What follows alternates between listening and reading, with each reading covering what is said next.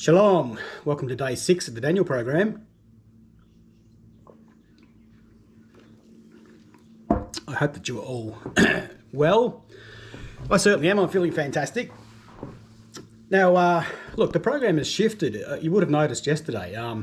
The first 4 days I've been talking about the themes for each day. I said it's a 10-day program. There's going to be 10 themes. We started off with separation, humility, wisdom, purity, and then I was planning to do discipline, and then compassion, I think faith, integrity, perseverance, understanding, something like that.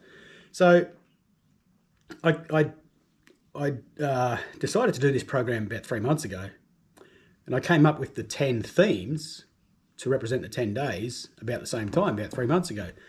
Didn't do any of the sermons just until a few days beforehand, and even now I'm only sort of, it's the night before I sort of work out what I'm going to say. But yesterday, I planned on doing a sermon on discipline. That's not what happened. There was a shift. And all I can say is that came from above. It came from God. So I can't just refuse to listen to him and go along with my program because this is my program. So it's a shift. And this is what's supposed to happen. We're supposed to, when we dedicate ourselves to something like what Daniel, when you purpose in your heart to go down a certain path, like Daniel chapter 1 says, you get wisdom, you get understanding, you get this knowledge, you get these gifts from God because of your decision not to defile yourself. So it's all going fantastic. I've been walking. I've actually started running for the first time in 21 years. I'm planning on doing a run. It's 6.4 kilometers, which is 4 miles. And it's in 7 weeks' time. So I'm in training and I'm feeling fantastic. But, because I'm doing this in real time, I don't want to just make everything sound like it's fantastic. So I'm going to share with you some of the downsides as well. I have a history of low blood pressure. It's from my mother's side of the family. And so I've always eaten salty foods, lots, like olives. Man, I love olives. I eat tons of olives, love them. I put salt on everything. I've always had salt. Now, in this program, I did say that I'm not going to do any salt. I'm not going to eat any salt. I'm not going to eat any coffee. So coffee and salt are out for me. So yesterday, I finished work, went for a walk, came back, did some weights with the dumbbells, did some study for a couple of hours, got out of my seat, and I felt very lightheaded. Now, I have been blessed to have studied my own body over the last 30 years, and to study things like natural remedies and herbal medicine. I haven't used any underarm deodorant for 30 years. I've never put sunscreen on my face, apart from when Mum made me do it when I was a teenager. I don't put chemicals. I don't rub chemicals or spray chemicals on my body. I think they're poison. I think they're toxics. I think they're no good. So I've been blessed to have this gift to pretty much work out what's wrong with my body, if anything is wrong, and to know how to fix it. And so I knew that my blood pressure was dropped because I'd felt faint. And so I tested my blood pressure. We have a blood pressure monitor here. I've had one for 20 years. We test it every week. Tested my blood pressure, and it was something like 97/68 or something. It was way too low, way too low. So I knew straight away, it's because I've cut out the salt. That's why, the salt in the coffee. So immediately grabbed the salt, handful like that, and, drank some real sugary, we've got a freezer full of frozen strawberries. So made up a frozen strawberry shake, drank a lot of sugary fruit, ate a couple of apples, and good today. So it's good. It's a good thing to take control of your own physical well-being. It's a good thing. I believe this is what God wants us to do, right? Take care of the temple. So there has been a shift in the direction of the program. I don't know what's coming tomorrow. I know what's coming now. I'm about to present it to you. Tomorrow, I have no idea. But this is day 6. We have 4 days to go. And so today, look, I told you yesterday, I don't need to explain this anymore. I don't need to tell you what I'm going to eat every day. You would have listened to the last 4 days. Clearly, you can understand that Genesis 1:29 is perfect. It's perfect. These recent discoveries in science, like things like free radicals into your body, cause chronic diseases, and antioxidants fight the free radicals. This is the war that goes on in our body. Antioxidants are good. Fruit and vegetables, full of antioxidants. Free radicals comes from junk food. Free radicals cause disease. Antioxidants kill free radicals. Genesis 1:29, full of antioxidants. McDonald's and KFC and Hungry Jack's, full of free radicals. Dead and decaying meat that you put into your body, free radicals. Saturated fats, no good. So I shouldn't have to explain to you what is in the food I'm eating and what it does. Everything about fruit and vegetables is good. From your hair, to your skin, to your eyes, to your lungs, your kidneys, your liver, your bones. Everything is good about Genesis 1:29. That's why it's in Eden, in paradise. So we should continue this, not just for 10 days, forever. Right, let me read Psalm 37. This is today's program. Psalm 37. Do not stress because of evildoers, nor be envious of the workers of iniquity, for they shall soon be cut down like the grass and wither as the green herb. Trust in God and do good. Dwell in the land and feed on his faithfulness. Delight yourself in the Lord, and he shall give you the desires of your heart. Commit your way to God. Trust also in him, and he shall bring it to pass. He shall bring forth your righteousness as the light, and your justice as the noonday. That sounds familiar. Yes, it's in Isaiah 58. Don't forget, we are doing a Big Mac meal challenge. I will mention that every day. The Big Mac meal challenge. Put aside whatever it costs for a Big Mac meal, and after 10 days, grab that money and send it to the orphanage in Kenya. If you're already supporting an orphanage somewhere or a charity somewhere, do that. I just chose that one because they feed a plant-based meal. I think it's fantastic. You know, us Westerners, we go over to Africa and we want to set up a chicken farm so I can kill chooks and they can eat chicken. You know, they don't need to. They don't even need to eat the eggs. Beautiful soil in Kenya. Beautiful soil, grows anything. So, here we see it again, Isaiah 58, and this is in Psalm 37. Continuing, rest in the Lord and wait patiently for him. Do not fret because of him who prospers in his way, because of the man who brings wicked schemes to pass. Cease from anger and forsake wrath. Do not stress. It only causes harm. Good medical advice there. Do not stress. Trust in God. Stress causes harm. For evildoers shall be cut off, but those who wait on God, they shall inherit the earth. For yet a little while, and the wicked shall be no more. Indeed, you will look carefully for his place, but it shall be no more. But the meek shall inherit the earth, and shall delight themselves in the abundance of peace. Hallelujah. The wicked plots against the just and gnashes at him with his teeth. The Lord laughs at him, for he sees that his day is coming. The wicked have drawn the sword and have bent their bow to cast down the poor and needy, to slay those who are of upright conduct. Their sword shall enter their own heart, and their bows shall be broken. A little that a righteous man has is better than the riches of many wicked, for the arms of the wicked shall be broken, but God upholds the righteous. God knows the days of the upright, and their inheritance shall be forever.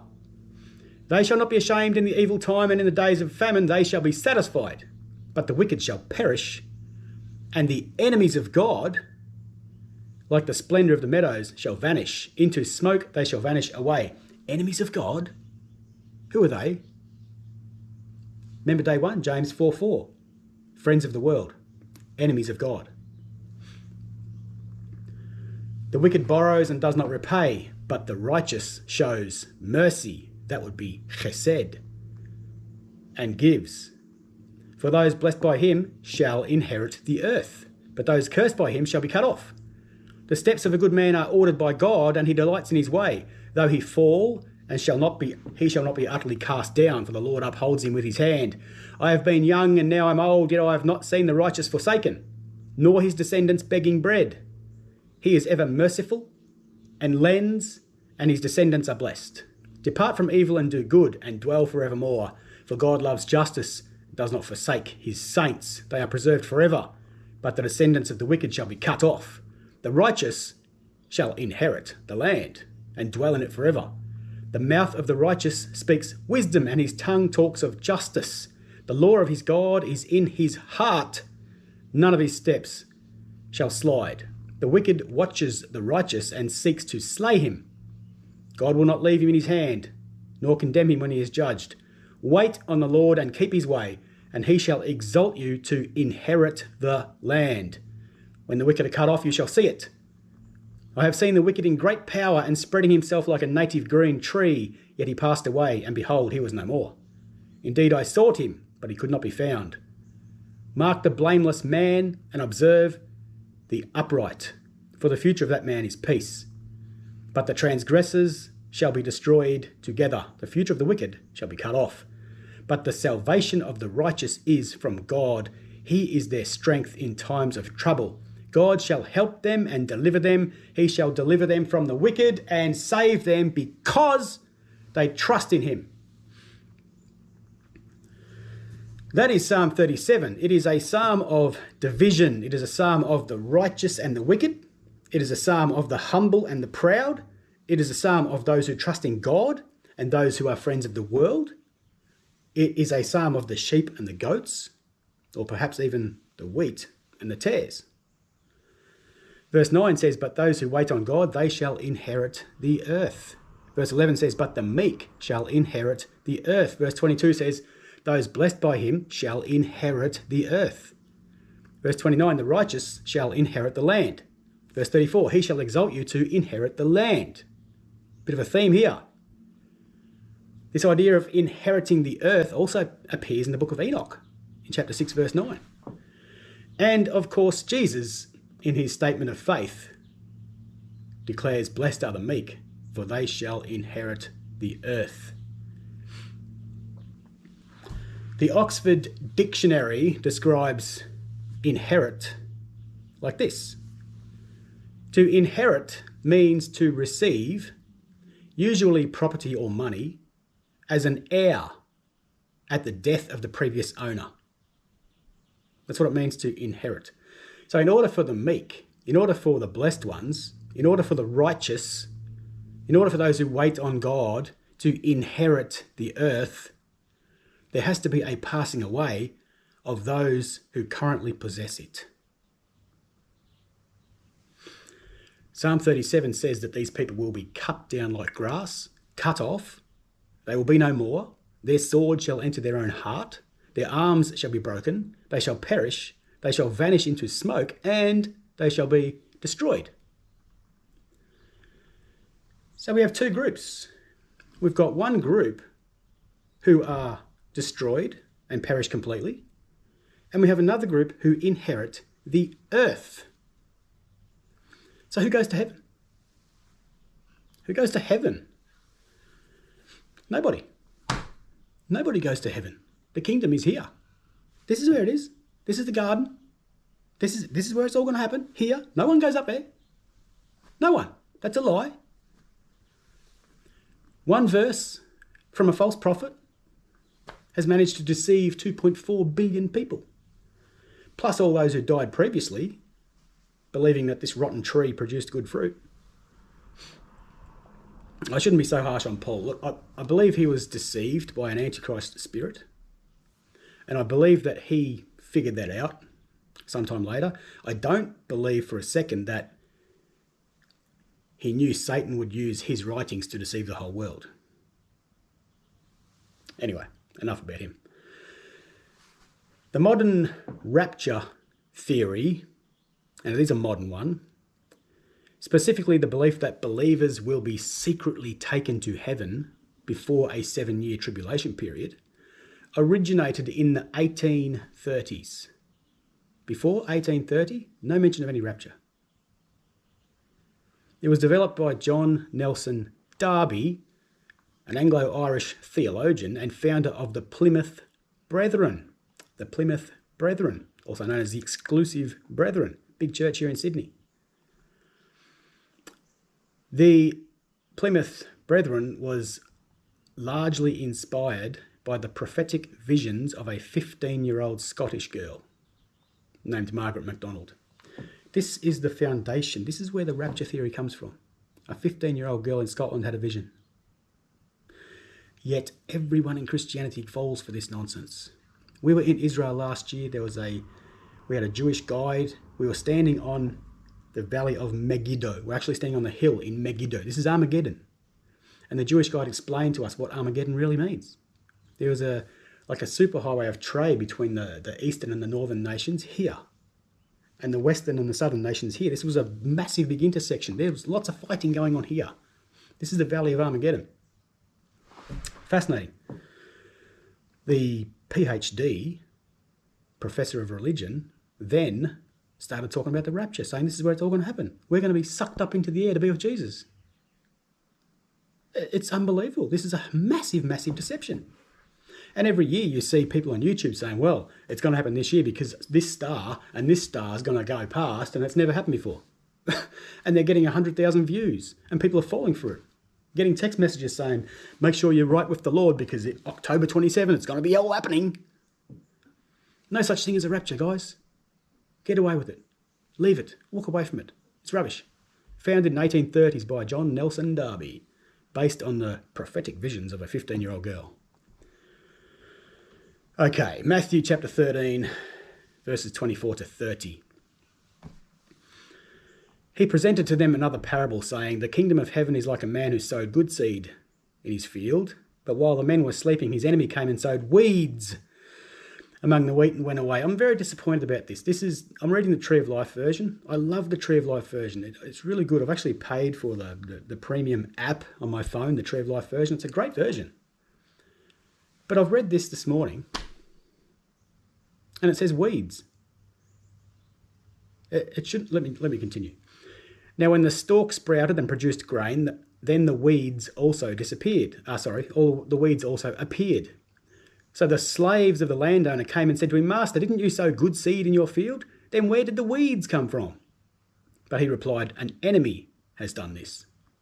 Now the slave said to him, do you want us then to go and gather up all the weeds? He says, no, because while you are gathering up the weeds, you may uproot the wheat with them. Let both grow together until the harvest. At harvest time, I'll tell the reapers, first gather up the weeds, tie them in bundles and burn them up, but gather the wheat into my barn. Verses 36 to 40. Then he sent the crowds away and went into the house. His disciples came to him, saying, explain to us the parable of the weeds in the field.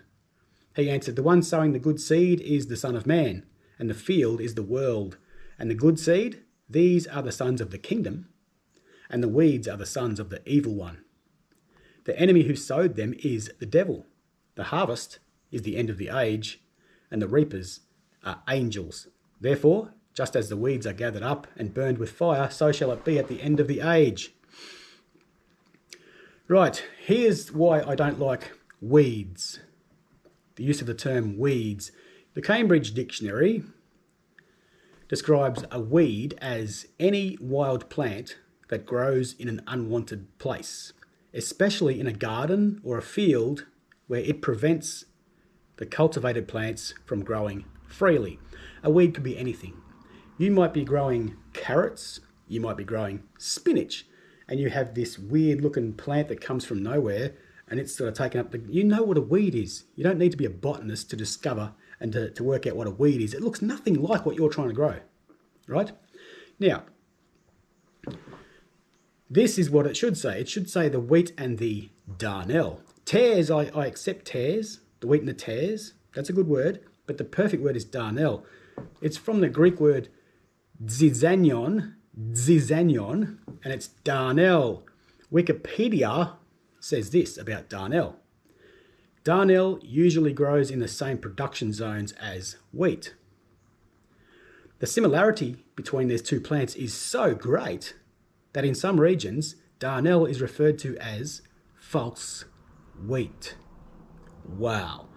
Even that bit of information, if you were not aware of that, if you've heard this for the first time, that darnel is false wheat, now you understand this parable, wow, so much clearer, so much more powerful. It's not a weed, it's something that looks identical to wheat. It's false wheat. Wikipedia says, it bears a close resemblance to wheat until the ears appear, right? Until the fruit. Is Wikipedia saying that by their fruit you shall know them? The French word for darnel is ivraie, comes from the Latin Hebraicus, which means intoxicated. This expresses the drunken nausea that comes from eating the infected plant. Wow. And it can be fatal. The false wheat, if you eat it, can be fatal. It's a drunken spirit you get from this false wheat. The French name echoes the scientific name, Latin temulentus, which means drunk. I read somewhere a few years ago about this, that in the Dark Ages in Europe, the peasants who lived in the street used to make darnel bread. Well, they didn't make it. They used to live off darnel bread. And they'd sit around getting drunk all day to escape their reality. It's a bit like what's happening in the streets of some American cities right now. The ancient Greek botanist Theophrastus, he was around in 300 BC. He stated in his book called De Causis Plantarum that wheat can transform into darnel. My goodness. Wheat can become false wheat. It doesn't say anything about false wheat becoming wheat, right? Only the wheat can become corrupted. The darnel cannot become transformed into good wheat, but the good wheat can be corrupted and destroyed, end up becoming darnel. This is unbelievable. This parable now is so alive. What does the parable say? The good seed is the sons of the kingdom. The darnel is the sons of the evil one. Wikipedia says darnel may have been the plant in the parable of the tares in the Gospel of Matthew. Yes, darnel was. Darnel's also mentioned in the Mishnah. So this was 300 BC. Theophrastus, a Greek botanist, wrote about this. This was well known in the days of Jesus. He's talking about this false wheat. He's not talking about a weed that everyone can see that's a weed. He's talking about false wheat. You don't even know it's not wheat until it's time to harvest it. Right. Now, wheat and tares. I want to read you a couple of verses here from the Bible. I'm going to read Isaiah 56, verses 6 and 7. And it says this, "And the foreigners who join themselves to the Lord to minister to him, to love the name of the Lord, and to be his servants, everyone who keeps the Sabbath and does not profane it, and holds fast my covenant, these I will bring to my holy mountain and make them joyful in my house of prayer. Their burnt offerings and their sacrifices will be accepted on my altar, for my house shall be called a house of prayer for all peoples." Now let me read that again after removing the darnel. Once the false wheat is taken out, I'll read it again. "And the foreigners who join themselves to the Lord to minister to him, to love the name of the Lord and to be his servants, everyone who keeps the Sabbath and does not profane it and holds fast my covenant, these I will bring to my holy mountain and make them joyful in my house of prayer, for my house shall be called a house of prayer for all peoples." How beautiful is that? But I know, an enemy put "their burnt offerings and their sacrifices will be accepted on my altar" in amongst that field full of beautiful wheat. What about Psalm 51? "Create in me a clean heart, O God, and renew a right spirit within me." How beautiful is this? Listen to this. "Cast me not away from your presence, and do not take your Ruach HaKodesh from me.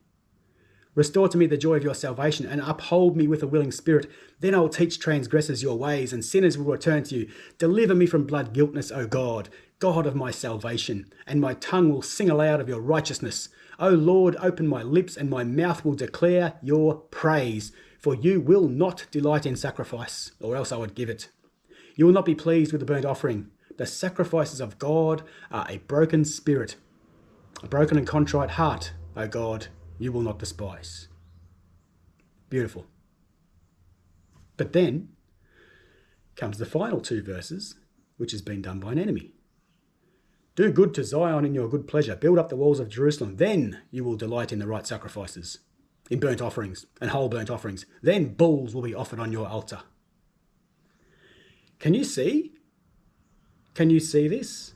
Or are you blinded by your Bible, which is holy and inspired and infallible and inerrant and powerful, and it's actually God himself in these pages on my book?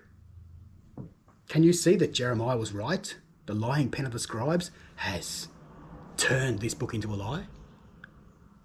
This is Darnell. Here's some more. This is Genesis chapter 6, verses 17 to 22. Look, I'm about to cover the earth with a flood that will destroy every living thing that breathes. Everything on earth will die. But I will confirm my covenant with you. So enter the boat, you and your wife and your sons and their wives. Bring a pair of every kind of animal, a male and a female, into the boat with you to keep them alive during the flood. Pairs of every kind of bird, every kind of animal, every kind of small animal that scurries along the ground will come to you to be kept alive. And be sure to take on board enough food for your family and for all the animals. So Noah did everything exactly as God had commanded him. Now let me read Genesis 7. I'm going to read verse 1 and verse 4 together. When everything was ready, the Lord said to Noah, "Go into the boat with all your family, for among all the people of the earth I can see that you alone are righteous. 7 days from now I will make the rains pour down on the earth, and it will rain for 40 days and 40 nights until I've wiped from the earth all the living things I have created." Now I'm going to add the Darnell, verses 2 and 3. When everything was ready, the Lord said to Noah, "Go into the boat with all your family from among all the peoples of the earth I can see that you alone are righteous. Take with you 7 pairs, male and female, of each animal I have approved for eating and for sacrifice. And take 1 pair of each of the others. Also take 7 pairs of every kind of bird. There must be a male and a female in each pair to ensure that all life will survive on the earth after the flood. 7 days from now I will make rains pour down on the earth, and it will rain for 40 days and 40 nights until I've wiped the earth of all living things that I've created." 7 pairs all of a sudden? That's Darnell. More? Genesis 8, from verse 15. Then God said to Noah, "Leave the boat, all of you, you and your wife and your sons and their wives. Release all the animals, the birds, the livestock, and the small animals that scurry along the ground, so they can be fruitful and multiply throughout the earth." So Noah, his wife and his sons and their wives left the boat, and all of the large and small animals and birds came out of the boat, pair by pair. Now in verse 20, it says, "Then Noah built an altar to the Lord, and there he sacrificed as burnt offerings the animals and birds that had been approved for that purpose. And the Lord was pleased with the aroma of the sacrifice." Bullshit. That is Darnell. That is false wheat. That is false wheat. Oh, but you think the Bible's inspired and inerrant. Well, it's not. Open your eyes. I stood behind a pulpit for 3 years telling everyone who would listen that the Bible is infallible, inerrant, wholly inspired Word of God, every bit of it from Genesis to Revelation. Not anymore. Since March 2020, when I walked away from the church, I've spent probably 15 to 20 hours each week studying. That's about 6,000 hours. These days, when God speaks to me, I listen to him. I don't need to ask a pastor or an elder for their biblical interpretation. Does that mean I throw the whole Bible in the bin? No, I just read to you a heap of good wheat verses. It means I'm no longer a bond servant to a book or a building or a denomination or any man-made religion. Judaism is a slut, a harlot, a whore. She will lay down with anyone who has enough money to sleep with her. But her little sister, Christianity, is worse. She gives herself away for free. She even pays her lovers to sleep with her. My God is a God of chesed. He's a God of unfailing love, of justice, and of righteousness. And his children are Israel. The true meaning of Israel is Yashar El. It means upright in God. Yashar means upright. El is God. Yashar El, the upright in God. These are the people of God. Psalm 37 verse 18 says, God knows the days of the upright, and their inheritance shall be forever. Your task for day 6, read Ezekiel chapter 16. May God give you strength. And by the way, Shabbat Shalom. Don't forget, God made the Sabbath for the animals as well.